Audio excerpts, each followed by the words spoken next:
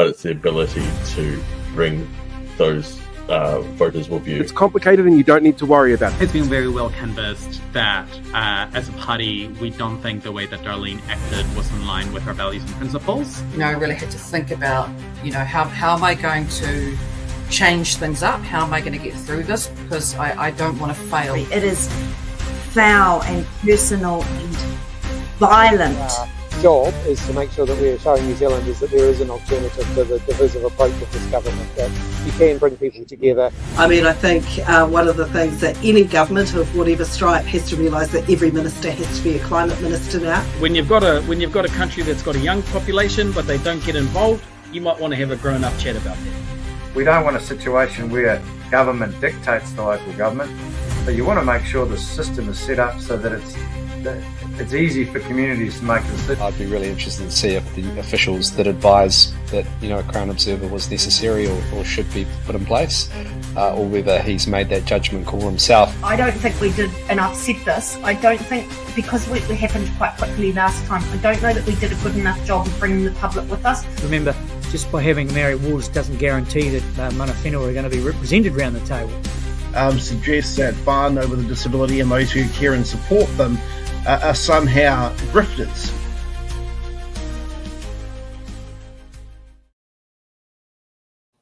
And good evening, everybody. And different streaming software, different YouTube channels, but it's great to be sitting in the hot seat for tonight, stepping in for Paul Ballot, who is off to earn some decent money and couldn't make it tonight. So I'm pleased to be in the hot seat. And I'd like to welcome my co-host, Blake, who is joining us from three electorates up the line in the Reeva Tucker. How are you this evening, Blake? I'm doing fine, thank you, and thanks for hosting with me, Sam. No problem. And do you feel like today has been a bit of a Friday document dump, but not by the government? Let's just say Paul didn't leave us with an easy show. No. I mean, exactly. But I mean, there was an announcement from that, was it a place called Dunedin? Apparently things are going to stay the way they are. But there's all sorts happening all over the place. Now let's bring in our guests. So let's, now, where do I get the card? This is the one here.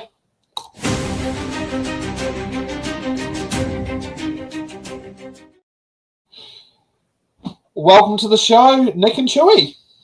How you doing, guys? Welcome. Great to be here. Chewie, the reason why we got you here is you're now a big news star. Well, from Dunedin. Yeah. I was a little bit, what's the word? Prominent in all of the footage. I love it. But it is a little bit embarrassing. So I've heard you were on the news tonight. Mm-hmm. Who was the person who interviewed you and which television network? Oh, I don't believe I was interviewed, but no, you weren't. Definitely front and center, shouting at Simeon's car trying to leave gracefully. I am being manhandled by a policeman to get out of the way. I am very definitely telling Simeon what I think of the whole situation. Okay. Yeah, so it's not quite the same as my experience with the Chub Chub lollipops. God, and thinking about it, that's a while ago now. Chewie, trying not to get arrested. Mission accomplished. But hey, the other reason you're here is, what did you think of the announcement? You were sort of yeah. So, I mean, there were a lot of people expecting this announcement to be really bad, and I think that is very much what was supposed to happen. The government has been talking about going back to the worst case scenario, which was trying to refit the 50-plus-year-old hospital building, while it was also in the process of trying to be a hospital, which was something that National ruled out years and years ago.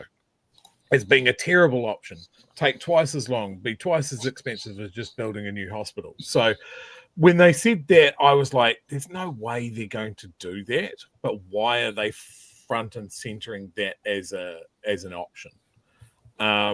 So I think a lot of people expected that was going to be the announcement. So in they come and they go, no, we're going to build the building. We're going to build all the floors of the building.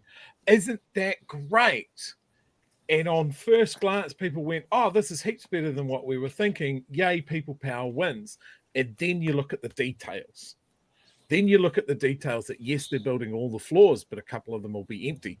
They'll finish them off at some time in the future. That it will have less beds than the current hospital has. That there is no mention of the PET scanner that was promised, that would be New Zealand's only PET scanner in public hands. So if you need that sort of imaging, you have to go private. So the health Ministry of Health is paying money into somebody else's hands to get that imaging. So yeah, the devil is really, really in the detail. We aren't getting the beds. We aren't getting the growth, the room to grow. I guess the redundancy that the other major hospital in the South Island needs. And I think it's that classic case of like, we're going to tell you that it's going to be really, really, really bad. And then we're going to announce that actually it's not that bad. It's just shitty. And you're going to go, oh, yay, we won. That seems to be the Dunedin Mayor's point of view. He seemed pretty chuffed and was doing a bit of a victory lap at the protest and in front of the media. I don't agree. I think this is the bare minimum that a government can give the South Island at this stage. Maybe that's why he no-showed our show last week. Yeah, I mean, I did get some pretty good shots in when the car that was there to obviously pick someone up. I was talking to the driver and I had a look in the car and I was just like, I don't think you've got a booster seat in there for him, have you? I wonder, does he even drive around with a seatbelt on?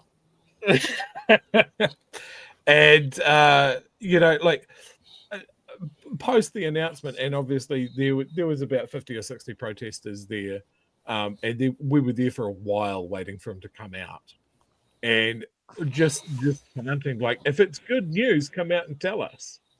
But it wasn't good news. That's why he got in a car in the safety of the building and came out under police escort. It just shows, I guess, an arrogance and a fear of talking to the public. He's happy to talk to the media. He's happy to talk to the mayor, but he doesn't want to talk to the people that this actually affects. Yeah, it's he seems to be very good on spouting talking points. As I rate Simeon Brown, there's not much else I can sit there and rate with him. I mean, I like to say, how did the motorcade of the police escort did go all the way back to Dunedin Airport? I didn't follow him, but yeah, it was, he's in and out. Like I think the proof will now be that these guys think that they've got to win, and I think for the people of Dunedin, the people of the South Island, it'll be a case of how do we keep pushing? Because I don't have faith. Up until this point, the campaign's been run and pushed by the council. I think at this point their foot's going to come off the gas. So yeah, it'll be up to like true people power at this point. I was really upset to see Labour's Facebook post this afternoon after the announcement, where it was like, it's not the hospital you wanted, but good news for Dunedin. And I'm like, no, it's not good news. It's broken promises. You're the opposition party. You don't need to carry the government's water and soft sell it to us. Like, are you trying to escape the blame for the times that you cut the plans for the hospital? Like, Where is you're the opposition? Oppose them. Speak for us. That's what we expect. Come up with better plans. Yeah. What would you do? Promise to fill those extra beds and those empty floors if you're elected government. That's what we want to hear. But yeah, it was quite disappointing to hear that from National. From Labour. Sorry, look, I'm even getting them mixed up now. I did speak to net bar. Well, it is. It's like a lot of the criticism that I have of National is the path that they seem to be on is wanting to be national but in red, and I think that they need to do more. And that was just from the Labour Party caucus retreat the other day, where they were like, "Oh, we're going to campaign on the economy and crime," and I was like, "No, don't do that. Campaign on wage and job security. Campaign on holding bad bosses to account. Or funding the Ministry of Health correctly, making sure that nurses are paid and hospitals are built and junior doctors aren't driving themselves into the ground. And have a long-term strategy. Like, here's the 2-year plan. Yes, it's right there. And they're not picking it up. So it might be a long couple of years. Yeah. Now we're going to switch over to Nick. So what big announcements have been made this week that is so breaking that they have to be told?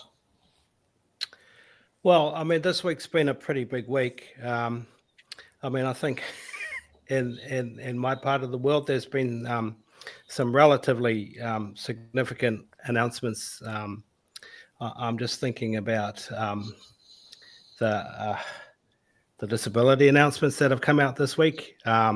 Certainly around the disability, the DSS announcements that have come out, disability strategy announcements that have come out this week. That the MSD is going out for consultation.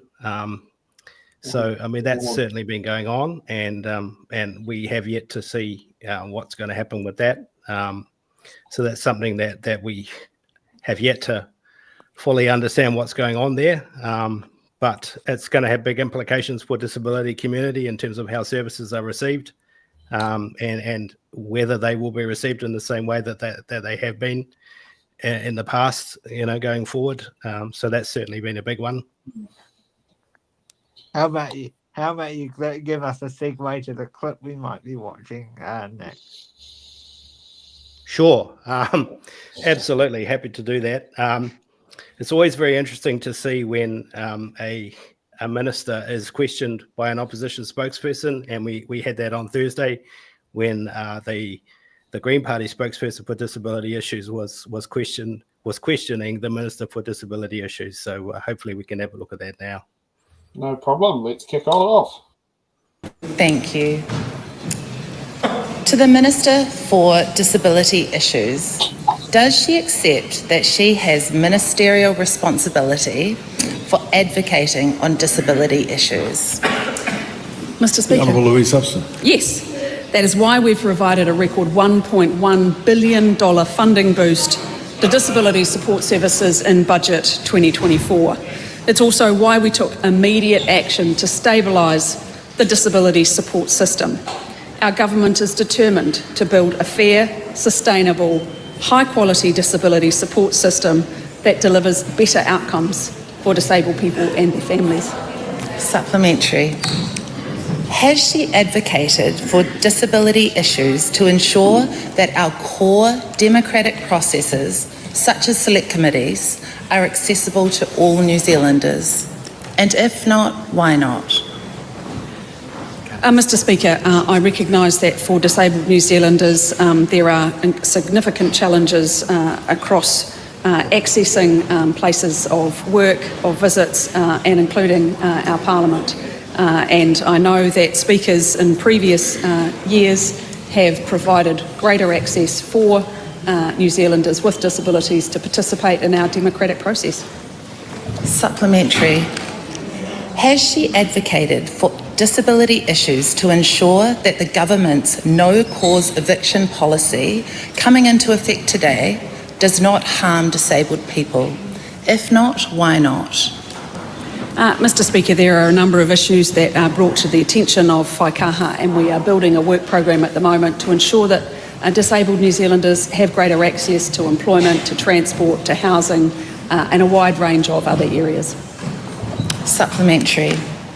Did she advocate for disability issues when she brought in new benefit sanctions that will push more disabled people into unsuitable work and require disabled people on JobSeeker to reapply for their benefit twice as often? And if not, why not?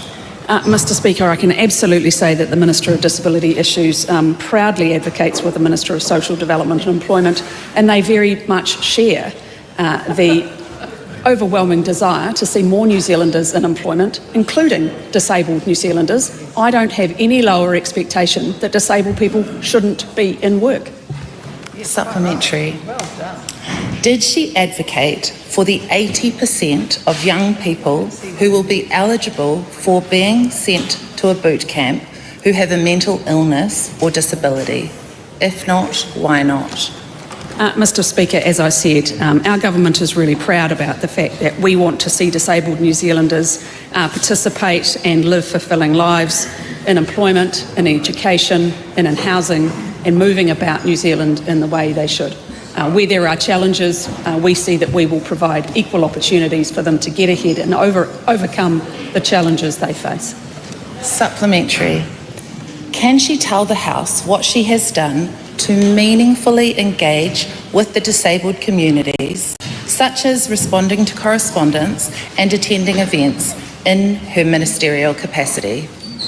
Absolutely, Mr Speaker. I have met with so many disabled people, families, carers over the period of time I've been the Minister, as well as with their organisations, the DPO Coalition, and right now, just on Monday this week, a new consultation has opened on the next recommendations of the review into the disability support services so that we can improve access for disabled people.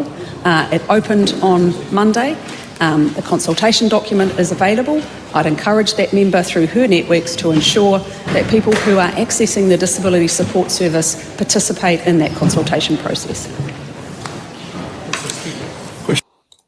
Okay, I mean, to be honest, I think Zulu Kilo Papa India Golf is going to be either landing at Dunedin Airport, landing at Wellington Airport, landing at Taupo Airport, or landing somewhere in the country, because that flying pig's going to be landing.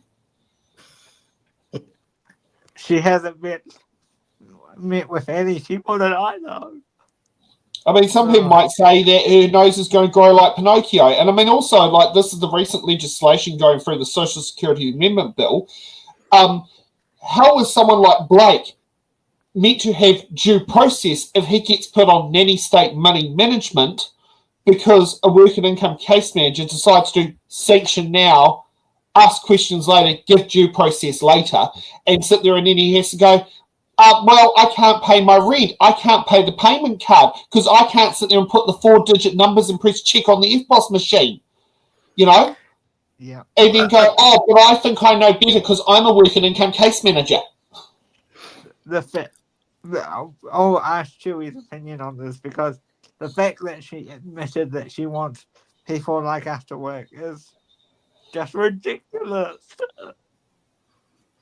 You know? Yeah, I didn't see any in any of those statements any clear understanding or I guess deep thinking about the range of issues that would be in her portfolio for that. It is just like, oh yeah, everybody goes to work, everybody has the ability to work.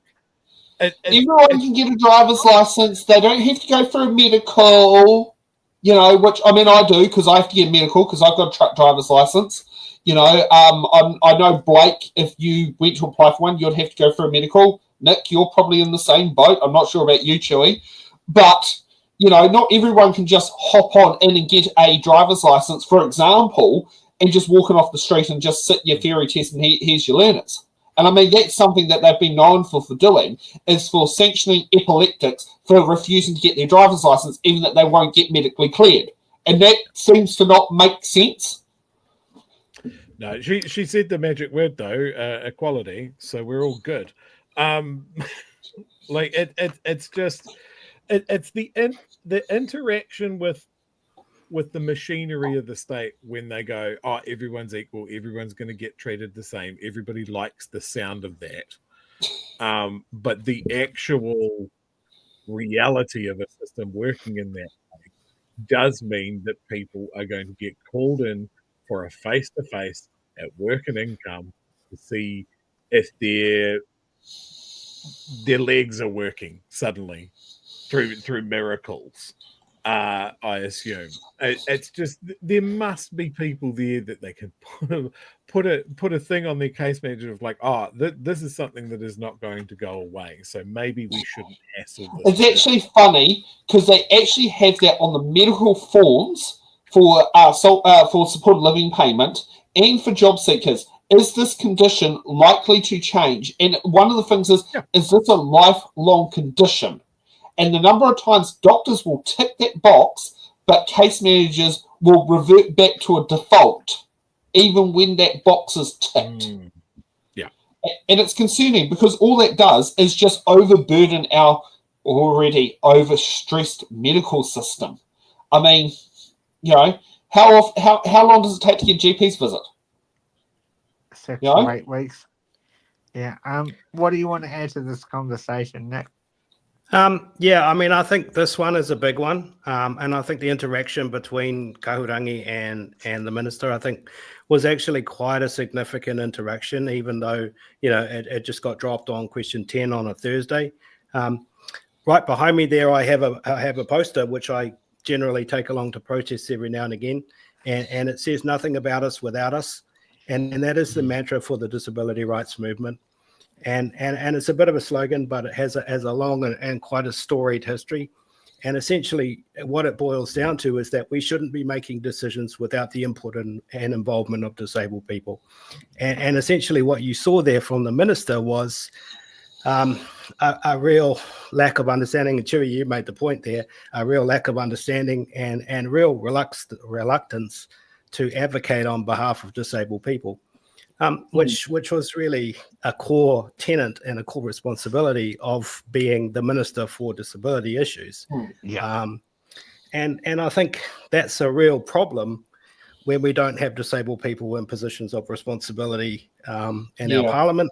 We don't have disabled people, and really, apart from Paula is the only person in the public service in a senior role who understand through lived experience what it means to be a disabled person.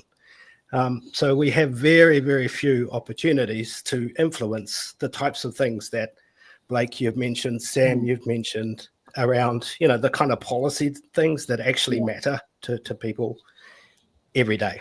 And I think at the moment we are so far away from kind of making those changes because we just don't have the people there literally in the positions that can actually make those changes and can say the things that need to be said to our policy officials in the Parliament when things need to be said. And I think we've got so much work to do in order to be able to build that momentum and get the disabled people there, both in government, in our departments, in the Parliament, to actually start to hold these officials, parliamentarians to account and actually start asking them some really hard questions, because at the moment they're just getting a free pass and we're not asking them the right questions. I mean, here's one that I've known, not so much with Blake, but my friend Tony. Like, people who don't experience disability goes, but Tony can catch a wheelchair taxi. Does anyone know how much notice you need to get to do wheelchair taxis? In Hamilton, it's 24 hours. In Wellington, it's up to 7 days. Yep, that's right. Yeah, it's like, you know, like, and you like, if you keep saying to someone's solution to disability is something that's not available, it doesn't really do it. Like Tony was a very big person for the buses. Anyone reminds me of one of the Hamilton by-election ones, I made a big deal about accessible bus stops, because in Hamilton, up until probably about 18 months ago, Tony's nearest accessible bus stop was a 20-minute wheel away, but his nearest bus stop was 3 minutes. As we wrap this conversation up, so I'll ask the same question I asked of Chewie, Nick. What did you think around her comments around reiterating the PR spend of $1.1 billion? You must work. I expect all of them to work, and all of that all of her usual quotes. It reminds me of Luxon and his usual quote, to be honest. Are you talking? Sorry, I just misunderstood the question. Are you talking about employment? So, like, all the quotes, so like her usual 1.1 billion, and you must go to work. Everyone can work. I expect everyone to work. Yeah, well, I mean, honestly, Blake, I'm going to use a ripe word here. That's just bullshit, and we know it is. But we also know at the same time that there are a huge amount of disabled people that do want to work and do want to contribute, but they're just not given the right opportunities, the right support to get into work, and we can work a lot harder to do that. But we've got to also accept that there are some members of our community that just won't work, and that's okay. And we just need to provide the right support for those members of our community, because work is just not the right choice, and that's okay. Yeah, my final question is, what was your reaction? And you can both answer this if you want to, or you can just answer this, Nick, to her saying, I've consulted with lots of disabled people, but we haven't seen any of it. I think that's a tricky one, because I know for a fact that the minister has engaged with the right disabled people. Like she's engaged with DPO Coalition, she's engaged with all of our DPOs, she's done the right things, she's engaged with all the providers, the peak bodies. So she can answer that question honestly, and say, yes, she's spoken to disabled people, but I don't think she's actually come down to community level, to street level, and actually sat down with community and heard the really concerning types of things, that the types of stories where people are saying, I don't have enough money for food this week, or I don't have enough money to pay rent for this week. And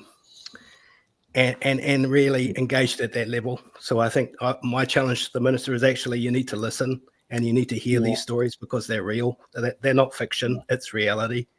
And you actually need to hear these stories, because they sit within both portfolios. They sit within disability issues and social development.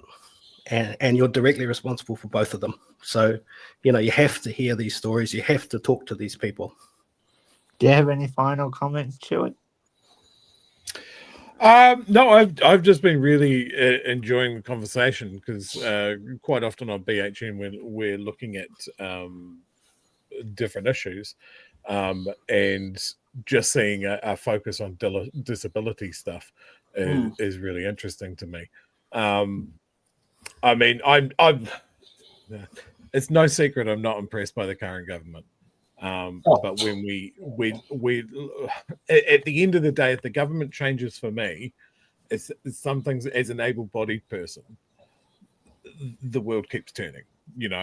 I'll be fine. I get to do my podcast. I get to get angry at the government. It's fine. But my heart goes out to people in the disability space that have to fight tooth and nail for every piece of support that they get. And that is something, when somebody says, Labour and National, they're as bad as each other, for people in the disability sphere, there's a chalk and cheese difference. There's a difference in empathy, and there's a difference in we've got to do the right thing versus everybody's the same. It's all that dollar value. The thing that I say quite often is we understand the cost of everything, but the value of nothing. Yeah. And they have assigned a value to disabled people, which is probably much, much lower than it should be. And also, like, this is something I've noticed about how do disabled people become accessible to things if literally a non-disabled person keeps shutting the door on that disabled person, not understanding the context. Like, one I love is inline bus stops versus recess bus stops. The number of people go, we can't have inline bus stops because disabled people cannot use them. I said, oh, so you want a recess bus stop with the arse hanging on the road, so you got the negative of an inline bus stop, but not, and then you want the disabled person who can't get the wheelchair off the bus? And they go like, but we're doing that for a favour for disabled people. That's something I always hate, is when people sell a negative for a disabled person and try to gloss it over as if they're doing them a favour, when really they're kicking them in the teeth and then demanding to be thanked for it. Yeah, I think that's a good way to end it, actually. Also, thank you for coming, Chewie, and Nick and Chewie, you're welcome back anytime you like. No worries. It's been a pleasure, guys. Thank you. Thank you. So that's been a very interesting show. So, shall we now move over to the Super City? Let's move over to Auckland.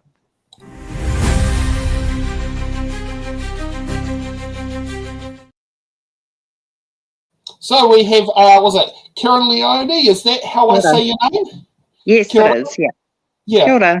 Welcome to the show. Now, I'm a bit of a government buff who would probably ask you a flurry of questions, considering you're in this unique position of being a councillor in a unitary authority, whereas I come from an area of the country where we have a regional council as our watchdog and our city and district councils. Mm-hmm. Yeah, no. I mean, it's the great thing about being a unitary authority as well is that, you know, we do need to review it though, because when we did put that in place, when it first became a super city, there's a lot that's been changing obviously in this last 2 years in this term, and we need to continue to review it because Auckland is changing so much. The population is changing, the way that transport is working is changing, housing is changing. So yeah, we want to make sure that as we plan for the future, we've got to constantly look at how we can build our city better.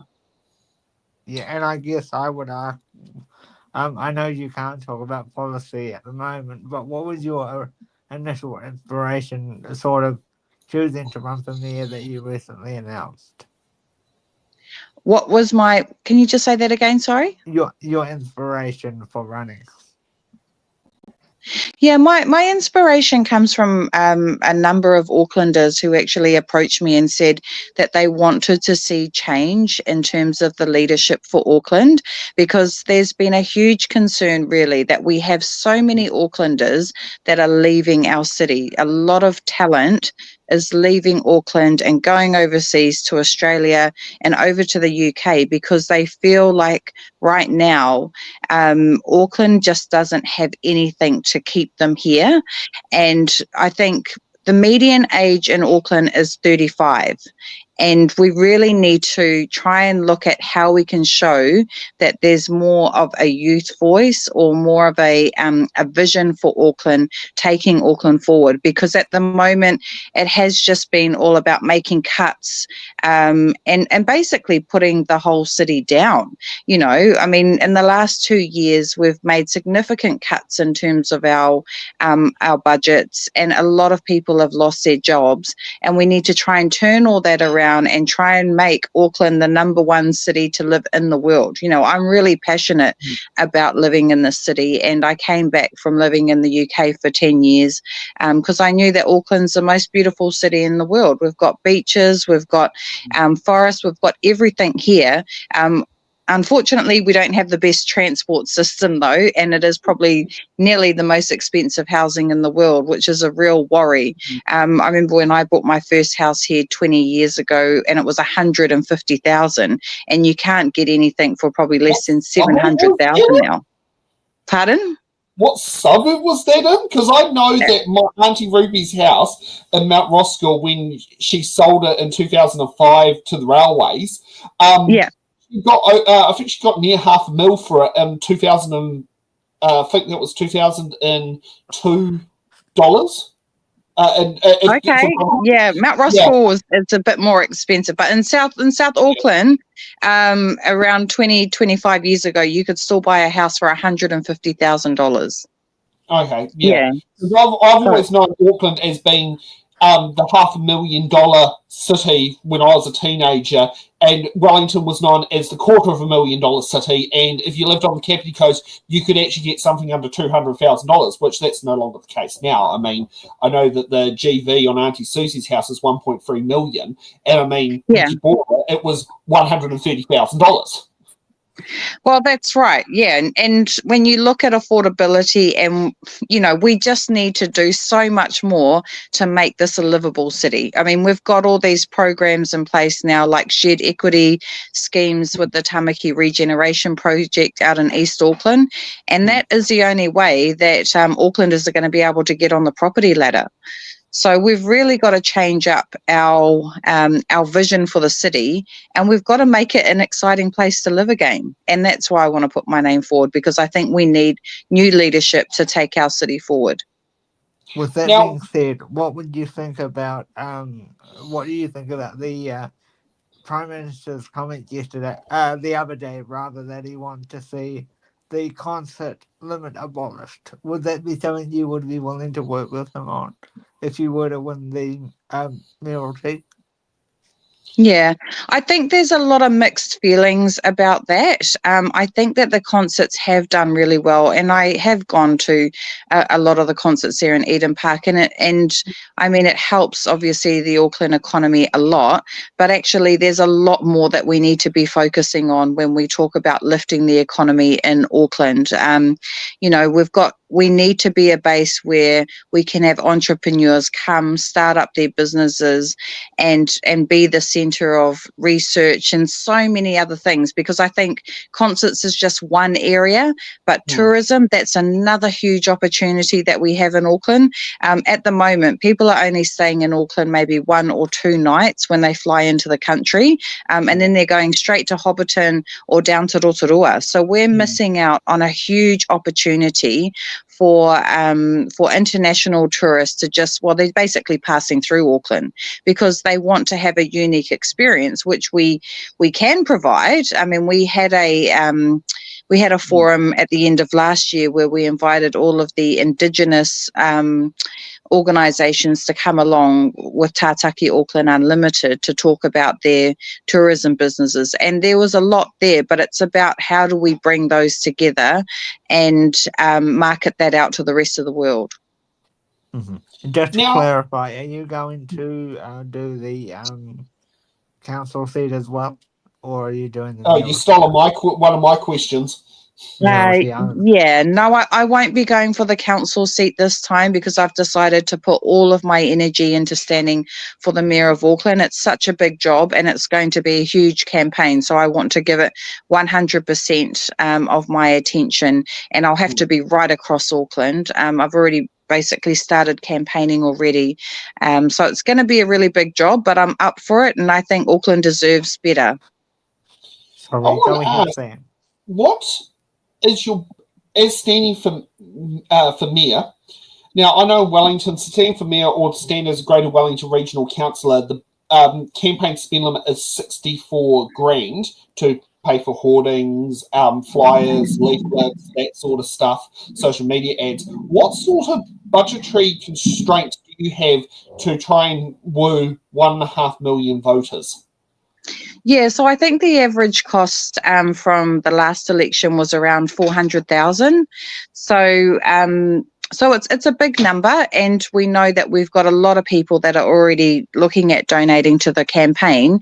I think the other thing with myself is this will be the fourth campaign that I've been involved with or been the candidate for basically in the last 5 years. So I've got a lot of campaign experience, and I love actually getting out into the community and asking them what their issues are and how we can turn those into policy. So the campaigning side of it I actually enjoy. It's obviously all of the issues that will go on in the background, like the media and things like that, because I think one of the things that's been highlighted already, because I'm standing as an independent, I've noticed that it's been discounted by some reporters, I think would probably be the thing to say, because I'm standing as an independent rather than being an endorsed candidate.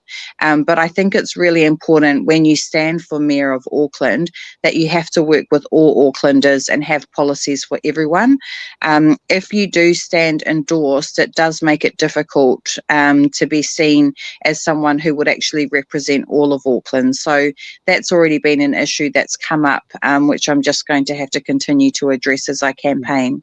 Would that be like an example of you working with, say, Morris Williams, who's probably politically way down the other end of the political spectrum, but if you become mayor and he wins re-election, you'd have to work with him around the council table? Would that be something about working across the divide? Because I mean, a council is basically like a chief, like your cabinet executive. It's not like a House of Representatives. Yeah, no, that's right. And I was actually asked that question yesterday as well, as do I have a good relationship with all councillors currently at Auckland Council? There's 20 of us, and I do. You know, I've got a really good relationship with people who are on the left and the right, because we have to work together to be able to get the right decisions across the line for the city. So, I mean, there's been a number of examples where, for example, I didn't vote for the sale of the airport shares, but I've still managed to, with the good relationships that I have, be able to get multi-millions of dollars for my ward to pay for things that I need. So that shows that if you have good negotiation skills and you can work with councillors right across the divide, then you can, make really positive changes for the city. Now, something else I want to ask is, in Auckland, a lot of the wards are either single or two-member councillor wards, which is different from here in Wellington. We've got most of them are free wards, except for the one I live in, ironically, or in Upper Hutt, where Blake is, where they've only got councillors at large. How do you work across to make sure you have the working relationships that you don't have the majority voting what you want down around the council table, because they're not accountable to your voters? Yeah. Again, I think it is all about those relationships. So, I mean, it's just, I guess, like Parliament outside of the council chambers. A lot of us do tend to keep in touch and have separate meetings to discuss the policies and the issues that are coming up. So, quite often we do hold meetings where we will discuss which way we may be looking at voting, or have separate meetings if we need to receive different pieces of information. So that is happening constantly outside of the chambers that people don't see. And I think we end up doing that more at Auckland Council because you've got 20, so you basically can split it down the middle 10-10. And sometimes it is a matter of just one person swinging a vote one way, including the mayor, because he gets his casting vote as well. But I think we've managed to get quite a lot across the line in the last 2 years, and we'll continue doing that for the next year as well. Now, one thing that also came there, and I know your Mayor Wayne was very annoyed with the government of axing the Auckland regional fuel tax. What sort of methods have you on council tried to lobby government to diversify your income stream? Because currently rates. We always know when you increase rates, you get people come out with the pitchfork saying they're upset about it. But what sort of methods has Auckland Council, during your tenure, tried to diversify the income stream so there's less reliant on rates and, say, more reliant on, say, a more productive part of the economy like fuel tax? Well, I think even based on the budget that we have, the rates is I think it's around 50 or 60%. So when you look at all of our different income, obviously we don't have the same amount of income that was coming in from the airport shares, but from the shares that were left over, we have a future fund, and that's, I think on average we're getting about 7% return on that. Then we've obviously got the ports of Auckland, where we've increased our revenue there. Another area that we've looked at is increasing revenue with the parking, because our parking rates were quite low, and so that's all gone up, and will help with the next budget, and we'll have to just continue doing that. So I know that over the next several years, our CE has a target of $300 million worth of assets to look at selling, and we have to do that. We've got a number of assets in Auckland which we know is not making us money, like small community halls and things like that, which cost so much to actually do them up, but we don't have the money to continue doing that because we're not getting the revenue to cover those costs. So we have to review all of the assets that we have at council and look at better ways of doing it. I think the other thing that we've been doing as well, when we did look at the private partnerships that we have with running our pools, and they're doing it better than us. The North Harbour Stadium is another example of them looking at how we can actually contract out to a private enterprise to run that better than how it has been in the past. So we're looking at a number of methods to actually bring more revenue in, and we have to just keep doing that. Now, on a more personal note, how do you feel being Auckland's council first wahine Māori on the council?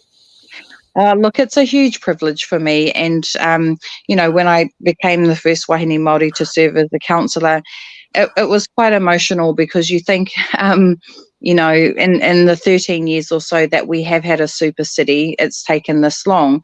But, I'm the first, but I certainly won't be the last. And hopefully it means that we'll open the pathway for many more women of all ethnic origins to come through, because we've got to show Aucklanders that you can come into these roles. And I think that's another reason why we have to look at going for these top jobs as well, is that we have to show Aucklanders that actually women can do this.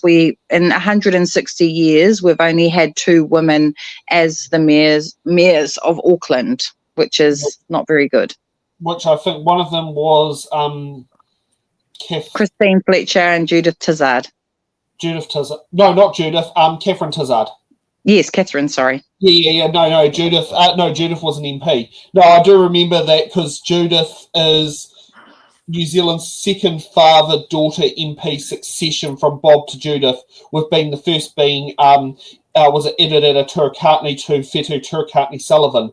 So it's, I've looked at a lot of different little bits in history, but yeah, it was it Catherine Tizard was, I think at the same time that Bob was an MP. Yes, that's right. And I mean, the other thing too is I'm the first person that is mana whenua in Auckland to serve as a Māori councillor as well. So it's a huge step forward for our city, I think, when we know that we can actually have mana whenua at the table making decisions. When you look at the treaty that was signed so many years ago, and that's what the vision was to have Māori at the table, at all of those decision-making tables. For the people watching more locally, how can they get involved in your campaign, or will you be holding any get-togethers where people can come and give you ideas and stuff like that? We've already started a Facebook page. So we've got a Facebook page that's named Kerrin Leoni for Auckland Mayor. So you're welcome to follow the page, message on there. We've got about 60 volunteers already in the campaign team, and we will continue to keep growing. We'd love to have your support. And so would some of those things for the supports would be like a fence to put a hoarding on, someone who's willing to help go around door knocking, someone to chauffeur driving you around? Because I gather if you're trying to do that, I'm not sure if you're going to be able to pull off the Georgina by a pub crawl, if you heard how she managed to win the Wairarapa electorate, which was literally... Well, I might try that, actually. That could be interesting. Yeah, so Georgina did to win the Wairarapa electorate in 1989. She got a friend to be a sober driver, and she bought one beer in every pub. Right. She bought a beer in every pub and just went around. I'll have to think about doing that. Maybe we could do like the North Shore one weekend, South Auckland another. Okay, that's a great idea.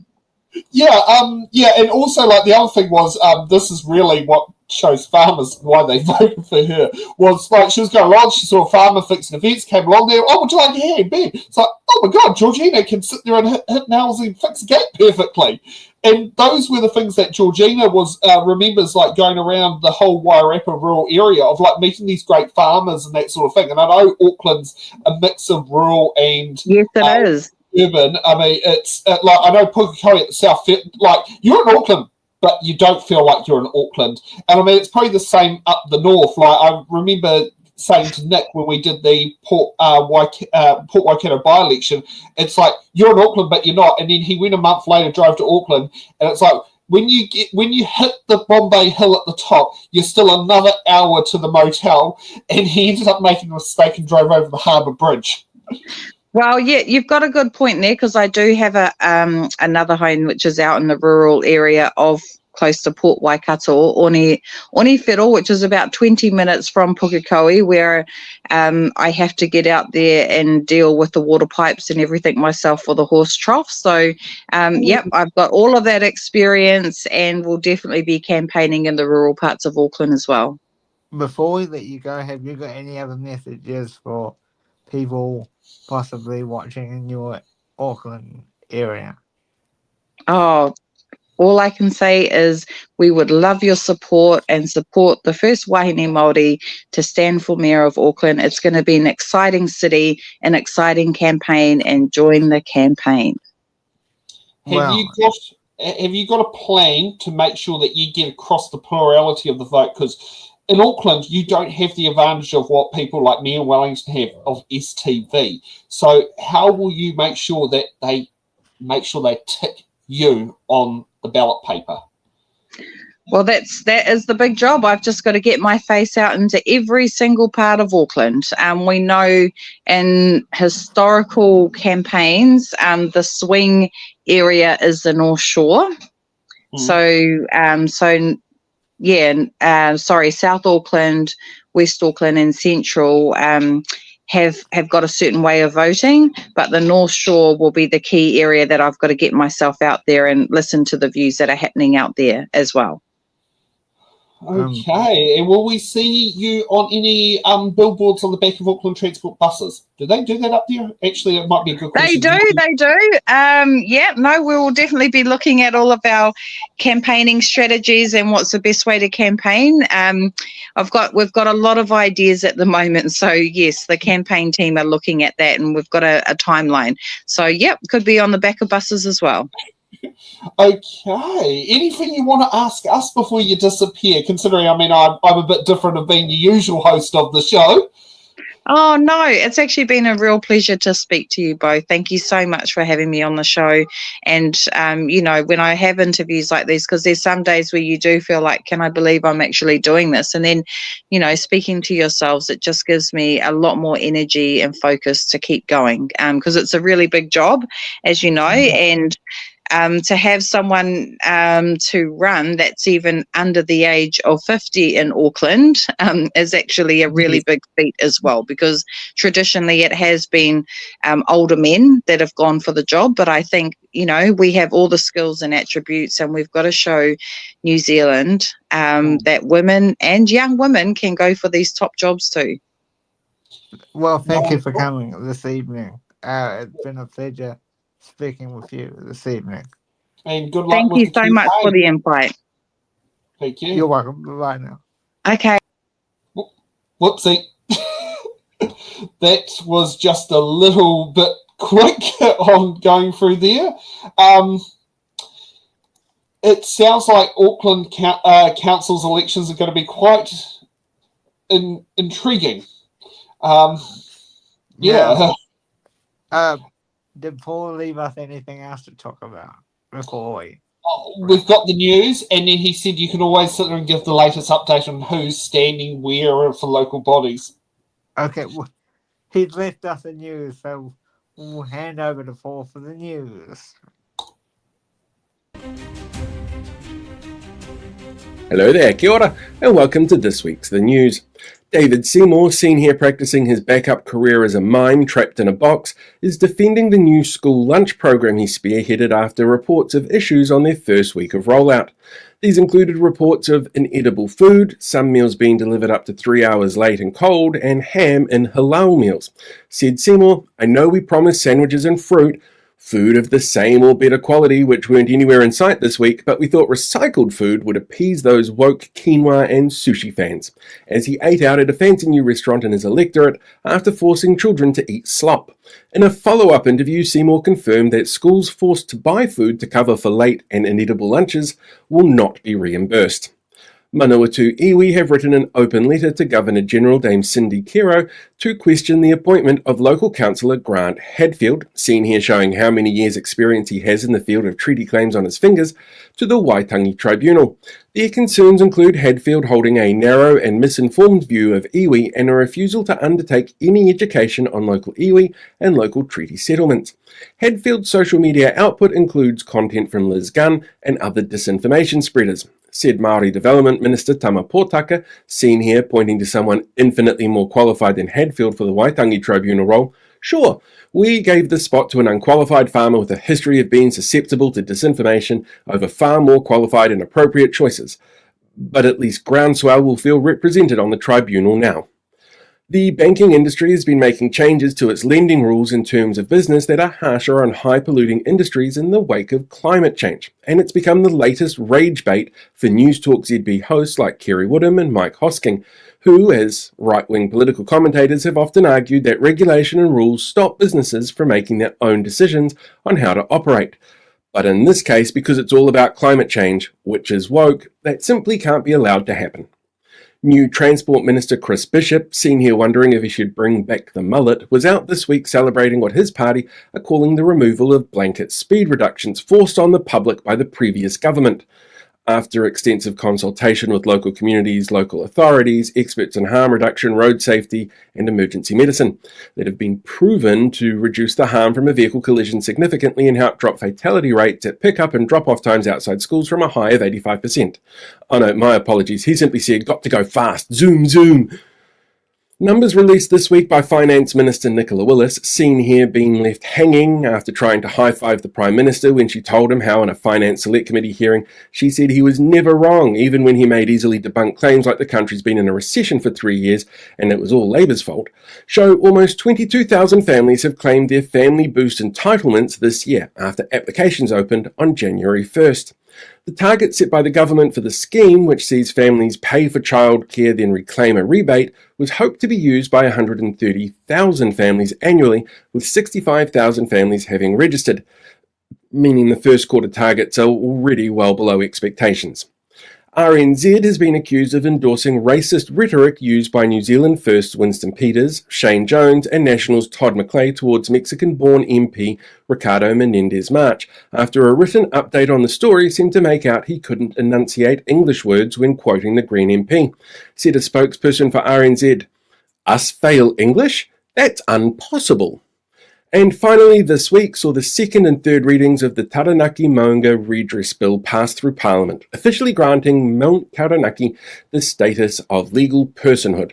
As a legal person with no official recognised job by the government, Social Development Minister Louise Upston has already called it a lazy beneficiary and demanded it find employment or face benefit sanctions. And that's this week's The News. Well, that's a very interesting set of news. Thank you, Paul, for sitting there and doing that segment. You do a much better job than I would have sat there and tried to pull it off. Now, there is some interesting local government news. If anyone is a fan of Wellington Live and the poor parking of Graham Bloxham and all that, Graham Bloxham has decided to sell Wellington Live, which has been a bit questionable on that, and then is assigned to run for mayor. However, he is planning to do a hedge your bet system, and it can't decide whether, and depending whether you talk to the Herald or talk to the Post, if you talk to the Herald, my mate John is going to have the choice. He's going to stand in Motukarangi Eastern Ward, and my mate John will be able to sit there and rank him in for voting. However, if you talk to the Post, he's going to be trying to stand in my two council ward by Kawa Southern Ward and sit down there and try to try and get my vote. However, the one thing I still haven't worked out is, will he also hedge his bets for a third time and stand for the Tawa Community Board? Because Lynn from Tawa could be the vote. Oh, So what do you think about Graham Bloxham standing for council? Paul also asked us to mention earlier that the name of the mystery man from the ACT Party has finally been revealed. Oh, yes, yeah. Oh, we can leave that for last. I mean, come on, there's some more fun local body news to come up there. Also, in more local body news, the Local Government Commission has vetoed Hutt City Council with the deletion of their free community boards. Local Government Commission has decided to reinstate the Eastbourne Community Board, which is the former Eastbourne Borough Council, and also the Wainuiomata Community Board, which is of the former Wainuiomata Borough Council. However, the Petone Community Board is going to be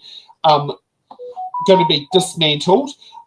So Mike Fisher will be the last chair of the Petone Community Board, and Harbour Ward Councillor and Deputy Mayor Tui Lewis, if she is successfully re-elected to Harbour Ward, will have half her ward with a community board and half her ward without. And also in that is Wainuiomata Community Board. Well, sorry, I had the wrong key on the keyboard there. And Wainuiomata Community Board will be reinstated with the Wainuiomata Community Board Councillor and the Māori Ward Councillor to be part of the Community Board. Yeah, that will be interesting to have local boards back a bit closer to home. I'm looking forward to seeing how that turns out. Yeah, it's definitely made it's in the ballot here, a nightmare, because I've already booked the venues for the blocks of shows in the area. However, it's interesting that the Wainuiomata Community Board is going to have the Māori Ward Councillor and the Wainuiomata Ward Councillor, which is ironic because the grouping has the Wainuiomata Ward Show and the Māori Ward candidate show in the same area in our own blocking. So it's kind of partially solved a problem unintentionally.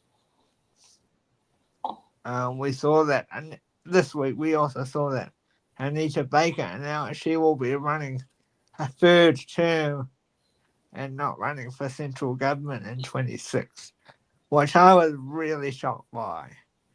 I thought she would have.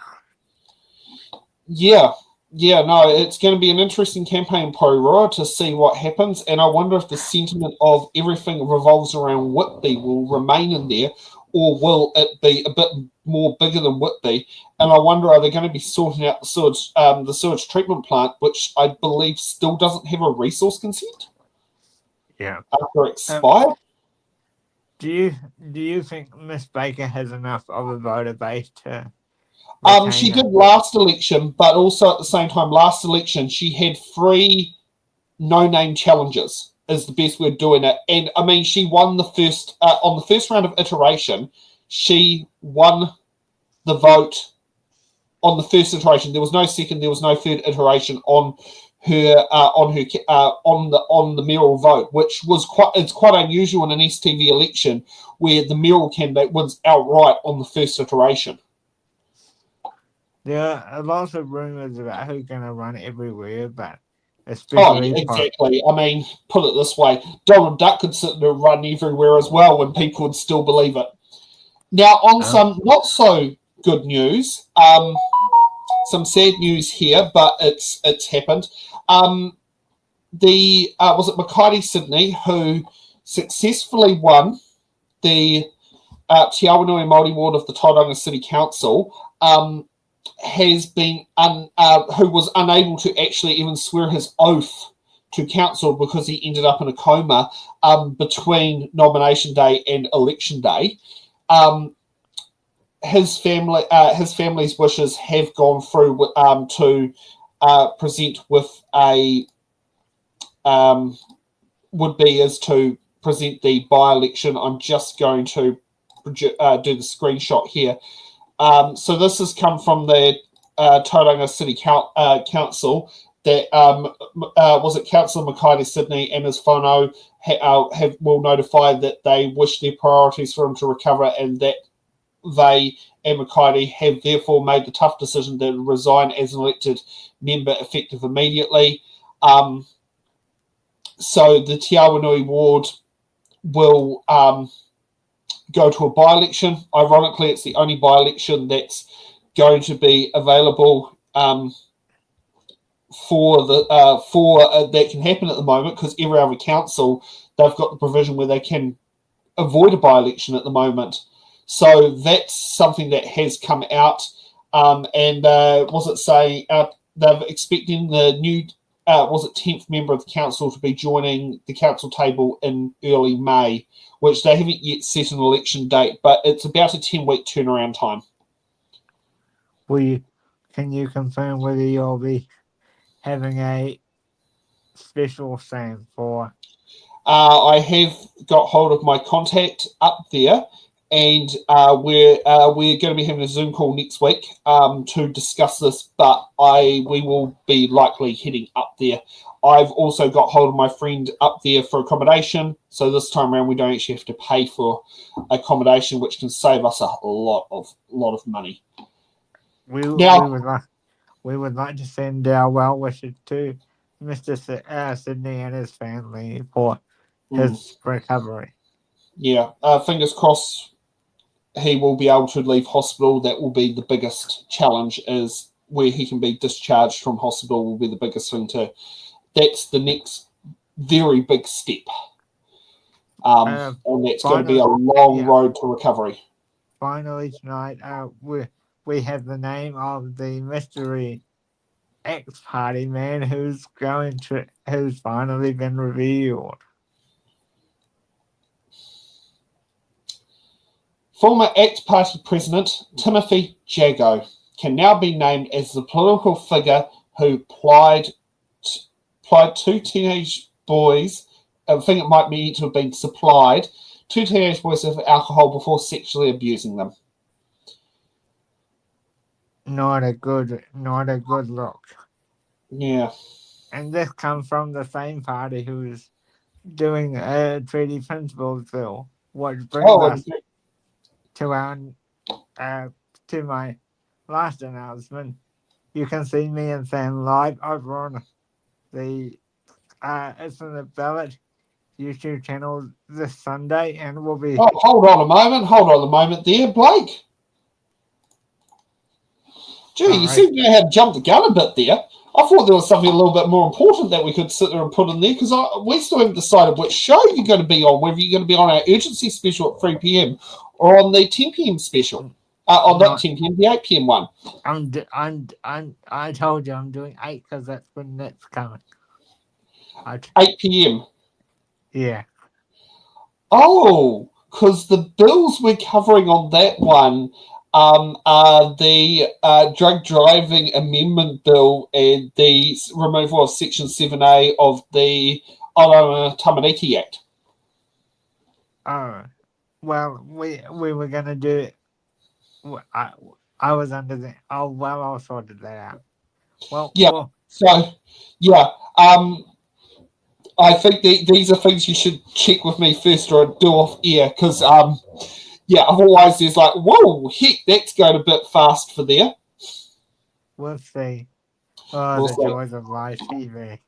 Oh, I know. Now, before we do go, and I think this might be something that Blake would endorse, is It's in the Ballot does have a Give a Little page.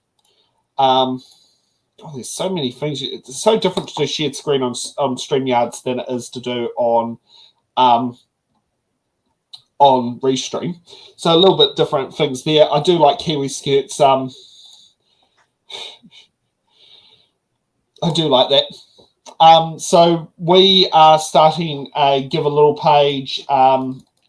So this will be the first tranche of Give a Little page on here, which is $10,000. The goal is $10,000 to go out there. If you're watching the stream there, I've just posted a link in the chat that you can go and check to run shows. These shows aren't exactly cheap to run. They cost money. We need to book venues. We need to book accommodation, that sort of thing going through there. And as you can see, that's the picture from the Kirikiriroa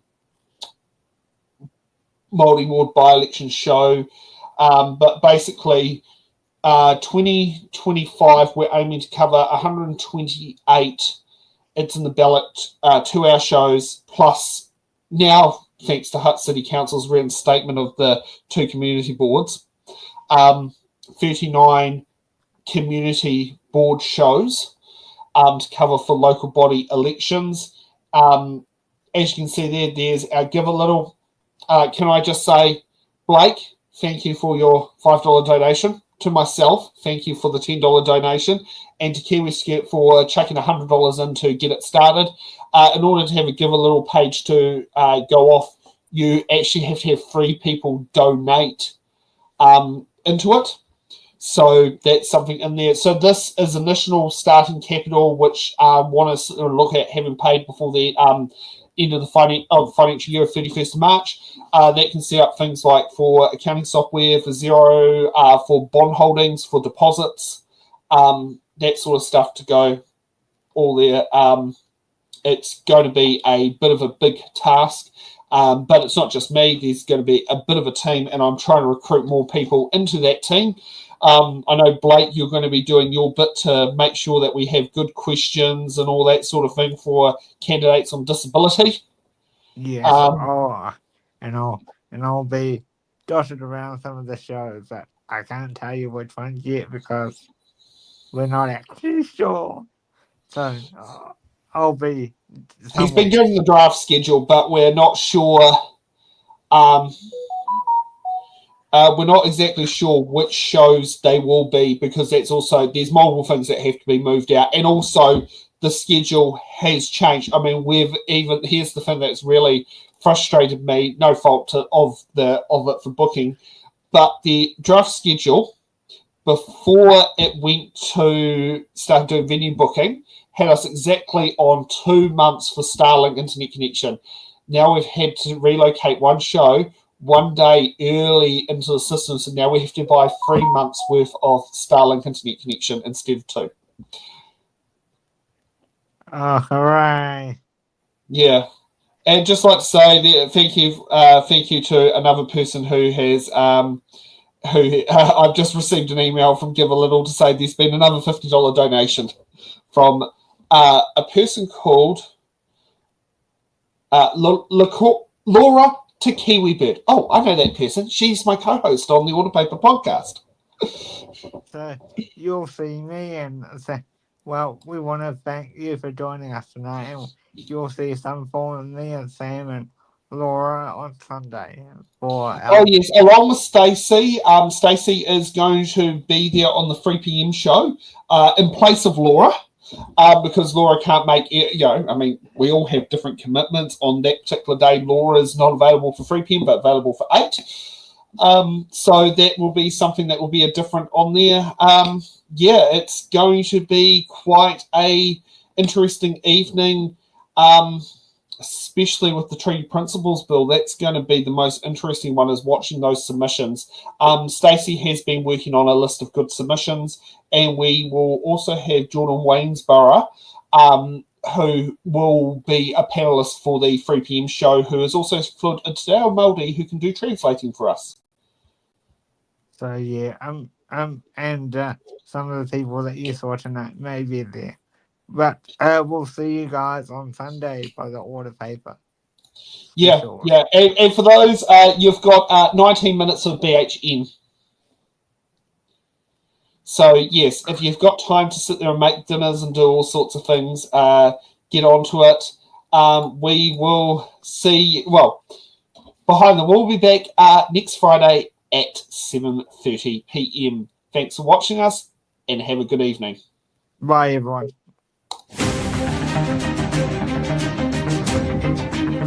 Thank you.